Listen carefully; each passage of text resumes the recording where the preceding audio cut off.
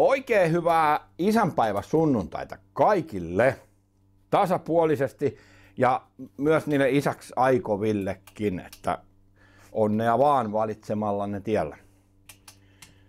Joo, ei siitä sen enempää, mutta otetaan tässä muutama tämmönen juttu ja liittyen edelliseen videoon, niin on tässä siitä aloituskuvasta joku varmaan jo hoksas. Ja tässä on nyt yksi vesipumpun kuppikotelo ja uusia käytetty siipipyörä.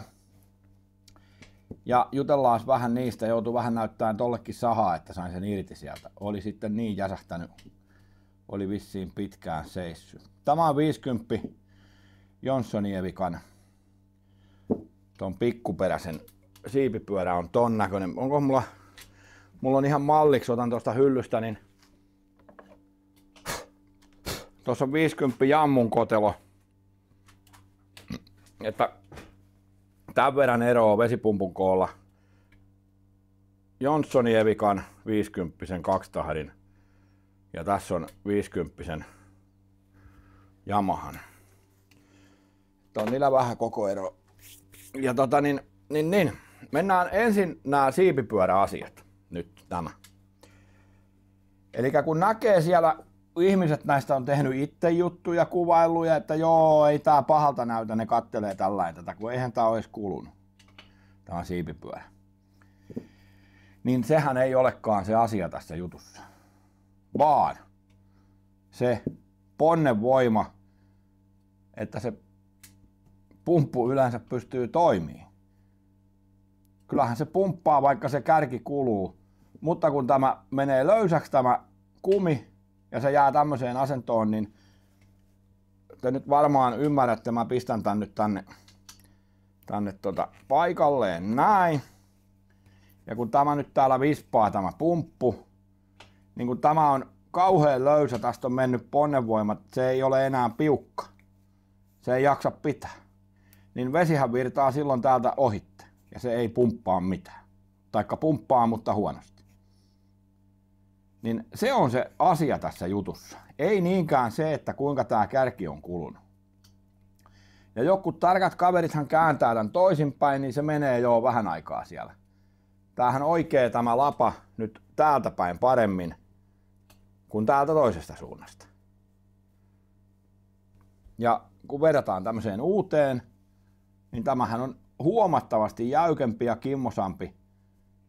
Ja se pyrkii palaamaan siihen asentoon, missä se on tehty. Hän on muistikumia. No ei vaiskaan. Ja tosiaan se pumpun asennus, niin niitäkin on nähty kauheasti kaikkia erilaisia virityksiä. Ja se mun tapa on, että tää pistetään paikalleen sinne ja pyöräytetään tämä näin tällä kupilla paikalleen sinne. Se on kaikista helpoin. Ei tarvi ähdätä ja öhdätä kaiken maailman viritellä tätä sinne ja sovitella. Ja se menee sinne sillä kun se on siinä niin kuin olen näyttänyt. Se on siinä akselissa paikalla ja pyöräyttää tämän kupin siihen. Kaikista helpoin. Kattokaa, nyt mä sotken. Ihan nimimerkillä pari on vaihtanut. Ja sitten tuli ajatuskatko. Toinen asia oli tästä. Niin, siitä, että joku sanoi, että ei saa sekuntiakaan käyttää kuivana. Ja mä sanon, että kyllä helvetissä voi käyttää. Sen voi kuivana kokeilla käymään sen koneen. Ei toki niin, että se käy siinä 6 minuuttia. Varmaan rupeaa lämpiään täällä vehkeet ja menee ketuilleen. Mutta siis sitä voi hetken aikaa käyttää. Ei tapahdu yhtään mitään vaurioita siinä, kun sitä vähän aikaa käyttää. Niin voi sen kokeilla siinä ennen kuin lähtee sinne rantaan tai järvelle tai merelle tai mihin vaan. Jos ei ole niitä läppiä. Taikka siinä, kun on laskemassa sen veteen, niin voi koittaa, että se nyt oikeasti lähtee käymään ennen kuin työntää sen sinne jonkkaan. Kun nähdään niitäkin paljon, että ollaan siinä rampilla ja sahataan sitä vehettä käymään, kun sen voi koittaa siinä kuivalla maalla, että se lähtee käymään se kone. Uudemmat koneet nyt aina lähtee, mutta noita vanhempia, niin nehän ei ole aina pomminvarmoja, jos ei ne ole kunnossa, niin että lähteekö ne aina käymään. Nehän pitäisi olla siinä kunnossa, että ne lähtee käymään. Ja siksihän näitä juttuja tehdään, että ne lähtis käymään ne vehkeet ja pelaisi ja yritetään neuvoa omien taitojen mukaan tässä hommassa. Että olisi kivaa se veneily, ettei tarvitsisi tuskailla ja ne vehkeet toimisi. Sehän tässä on se idea. Mutta siinä on nyt se vesipumppuasia sen verran. Ja kuinka usein niitä pitää vaihtaa, luoja yksin tietää, kuinka paljon sitä venettä tai konetta käytetään, kuinka nopeasti se kuluu. Mutta siis kun nyt parin vuoden väleinkin katsoisi sen, että se on kunnossa, niin sekin on jo hyvä. Jokut vaihtaa joka vuosi, ajaa paljon, tulee paljon tunteja, niin se on hyvä vaihtaa taajaan. Ja sitten sekin tietysti, jos se seisoo 3 vuotta, niin ensimmäisenä pumppu uusiksi. Mutta siis se on niin käytöstä kiinni ja sitten toki näissäkin on eroja, että ehkä suosittelen kumminkin, että ottaa sen laatumerkin sieltä tarvikepuoleltakin, tunnetun merkin, että ei ole nyt ihan mitä sattuu. Ja näissäkin on nyt semmoinen ero. Täällä on jotain messingin olosta toi ydin ja tässä toisessa on muovia. Että tässä tänäkin veneilykauden aikana tuo rannassa oli yksi siipipyörän vaihto, vaikka vaihdoin sen tässä kun pajotin sitä konetta, niin vaihdettiin siipipyörää, päästiin rantaan, niin ei vesi kiertänytkään, niin oli mennyt uusi tämmöinen muovinen niin halki. Eikä toiminut, hajos heti. Että on näissäkin eroja, mutta joo, mistäs niistä tietää, mutta ainahan se tietysti orkkis on orkkis, että pitäisi toimia. Ja sitten tohon Yamahan F60, mikä tuossa seisoo, niin mulla on siihen nyt syntyi tuossa sellainen isänpäivä idea siihen koneeseen. En kerro siitä vielä sen enempää, mutta mulla taitaa olla siihen ratkaisu liittyen näihin ekuihin. Se ratkaisu liittyy tonne autopuoleen. Ja niin tässä on nyt se eku, mikä siitä on. Siellä on konkat oli irti ja ne siellä kolisi ja se on tän näköinen. Tällä ei tee niin kuin yhtään mitään. Tää on mennyt aivan paskaksi. Kyllä on hurjan näköiseksi päässyt, että tällainen siinä voi käydä. Ihmettelen kyllä, että sinne noin on vesi päässyt jostain. Toki siinä on tossa toi korkki, mistä pääsee hengittelemään vähän. Se on varmaan siitä mennyt sinne. Mutta joo, hurjan näköinen on laite. Siellä on niin kuin oikeasti ihan kaikki mennyt. Että en tiedä kuinka paljon sieltä on muita ruostunut jo hapettunut irti, mutta noi konkan paikat on tossa noin. Niistä ei ole jäljellä ketään. Niin tosiaan siinä sain semmosen älyväläyksen niin sanotusti tämän kohdalla. Ja siis vaikkei tuosta koneesta niin kuin itsessään olisikaan mihinkään. Mutta mä teen siitä nyt testipenkkiin semmoselle yhdelle ekosysteemille. Katsotaan saanko sen onnistuu ja kuinka se asia etenee. Kerron siitä sitten, kun saan tarvekaluja tähän tontille. Niin ruvetaan sitä väkästeleen sitten.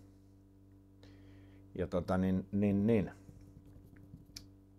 mitähän muuta meillä on tässä kaikenlaista. Tuossa on yksi vanha Johnson ja sit siellä joku kyseli muistaakseni huoltoa jostain, taisin mainitakin jossain jo ohimennen. Yamahan pienen, olikohan 3-4 heppasen jonkun huollosta, että mitä siihen kaikkeen pitäisi tehdä. Niin tuossa on sattumalta semmonen, pitäisi katsoa se on tuossa odottaa vuoroonsa, niin mä voin siitä tehdä kans semmosen jonkun huoltovideon nyt. Ja kun oli puhe siitä, että mitä syksyllä pitäisi, miten nämä vehkeet pitäisi huoltaa, niin tuossa voisi olla nyt pari malliesimerkkiä sillä että mä vaan kerron ja ohjeistan, etten välttämättä rupea niitä tekemään, kun molempiin on tai toiseen on tehty jo kaikki oikeastaan tähän koneeseen, mikä on tämä menossa. Ja sitten olisi tuossa tosiaan toi Nelari-jammu, niin voidaan me niiden kanssa käydä läpi se huollon tarve silloin, että mitä sille kantsii tehdä ja mitä voi jättää kevääseen. Mutta joo, tässä oli tämmösiä vesipumppujuttuja ja ekuhommaa. Sen verran voin sanoa, että noista Nelarikoneista löytyy Lambdan paikka. Lambdan paikka, niin koska onhan ne jollain ajettu tehtaallakin arvoihin noi koneet ja tarkistetaan, että ne pelaa oikein, niin sehän tarvii sen Lambda-arvot sieltä, että nähdään, että siellä on kaikki kohdallaan ja toki varmaan johonkin paremmanlaatuisiin testereihin voi lyödä Lambdan kiinni, että näkee vähän niitä pakokaasuja, mitä siellä tapahtuu. Niin. Kun ne on vähän niin kuin, sanotaanko näin, että alkeellisia, jäänyt vähän niin kuin johonkin asteelle 20 vuotta sitten noi koneet. Taka siis onhan niissä uudemmissa, viimeisimmissä versioissa nyt kaikenlaista jo pikkuhiljaa, mutta kun sitten meillä on kaikkia polttoaineita, mitä voisi eri polttoaineitakin käyttää, esimerkiksi RE85. Sitäkin voisi käyttää noissa. Että koitetaan vähän tutkia ja selvitellä sitäkin asiaa tässä nyt. Meillä on tässä nyt syksy- ja talviaikaa kehitellä, kikkailla ja tehdä kaikkea, testailla. Se on jo koitettu se 2-tahtikoneessa, se 50-50 ja täyssynteettinen öljy. Toimii. Me on muutamallakin koneella ajeltiin jo silloin sillä 15-heppasella jammulla ja sitten ajeltiin sillä Terhin 40 vedettiin. Hyvin se sillä toimi, ei siinä ollut mitään. Ja mitähän muita, jollain 20-silläkin on ajeltu pensaseoksella. Kukin kokeilee, jos haluaa. Ja niin, en minä tiedä. Mutta 2-tahtinen on 2-tahti. Se nyt kärryää aina ja vie paljon pensaa, että se on ihan sama mitä ne kaataa. Kovia ne on horii. Niin. Minä katson nyt, että mitä mä seuraavaksi teille keksin. Jotain. Mä jatkan nyt tän verstaan parsimista. Mulla menee tässä aina aikaa kauheasti, kun tää on tämmönen. Pistin öljypolttimeenkin valkeen, mikä on muutettu puulle. Ja rupeaa pannussa oleen kohta lämmintä, että semmonenkin siinä on, hörisee. Onhan tässä kaikkea, joo. Päätäkin kutiaa ja kaikkea. Mutta tällainen sunnuntain isänpäivä lounas, ei vaan juttutuokio.